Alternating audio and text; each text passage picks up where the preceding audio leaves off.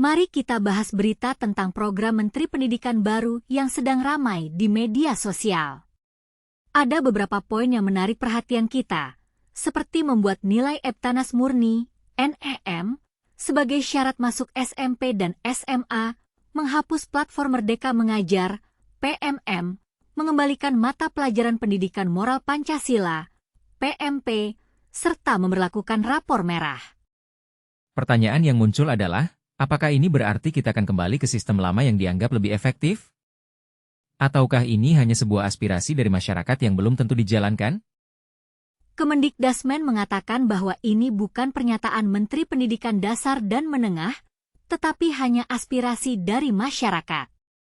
Namun, kita juga perlu mempertanyakan, apakah sistem pendidikan kita saat ini sudah efektif?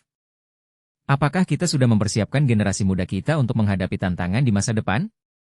Ataukah kita hanya terfokus pada masalah-masalah yang ada di permukaan, tanpa memperhatikan akar permasalahan? Selain itu, kita juga perlu mempertanyakan, apakah guru kita sudah siap untuk menghadapi perubahan ini? Apakah mereka sudah memiliki kemampuan dan sumber daya yang cukup untuk mengajar dengan efektif? Ataukah kita hanya membebankan tugas-tugas administratif kepada mereka, sehingga mereka tidak memiliki waktu dan energi untuk fokus mengajar? Kita juga perlu mempertanyakan, apakah kita sudah memperhatikan kebutuhan dan aspirasi masyarakat dalam sistem pendidikan kita? Apakah kita sudah membuka diri untuk menerima masukan dan kritik dari masyarakat? Ataukah kita hanya terfokus pada kebijakan-kebijakan yang sudah ada? Dalam konteks ini, kita perlu mempertanyakan, apakah Presiden terpilih, Prabowo Subianto, akan membawa perubahan yang signifikan dalam sistem pendidikan kita? Apakah ia akan membawa aspirasi masyarakat dan membuka diri untuk menerima masukan dan kritik?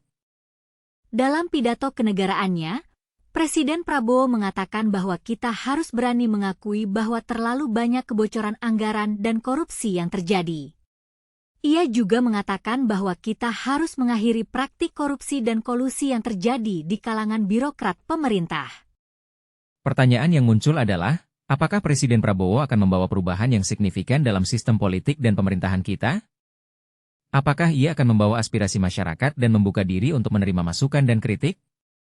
Kita perlu mempertanyakan, apakah kita sudah siap untuk menghadapi perubahan yang signifikan dalam sistem politik dan pemerintahan kita? Apakah kita sudah memiliki kemampuan dan sumber daya yang cukup untuk menghadapi tantangan-tantangan yang ada? Dalam konteks ini, kita perlu mempertanyakan, apakah kita sudah memperhatikan kesejahteraan bersama? Apakah kita sudah membuka diri untuk menerima aspirasi masyarakat dan membantu mereka untuk meningkatkan kesejahteraan mereka? Kita perlu mempertanyakan, apakah kita sudah memperhatikan persoalan-persoalan yang belum terselesaikan, seperti masalah stunting dan angka kematian ibu bayi? Apakah kita sudah membuka diri untuk menerima masukan dan kritik dari masyarakat? Ataukah kita hanya terfokus pada kebijakan-kebijakan yang sudah ada? Dalam berita ini, kita melihat bahwa ada banyak pertanyaan yang belum terjawab. Kita perlu mempertanyakan, apakah kita sudah siap untuk menghadapi perubahan yang signifikan dalam sistem politik dan pemerintahan kita? Apakah kita sudah memiliki kemampuan dan sumber daya yang cukup untuk menghadapi tantangan-tantangan yang ada? Mari kita bahas dan mempertanyakan berita ini lebih lanjut, agar kita dapat memahami lebih dalam tentang apa yang sedang terjadi dan apa yang kita harapkan dari perubahan yang akan datang.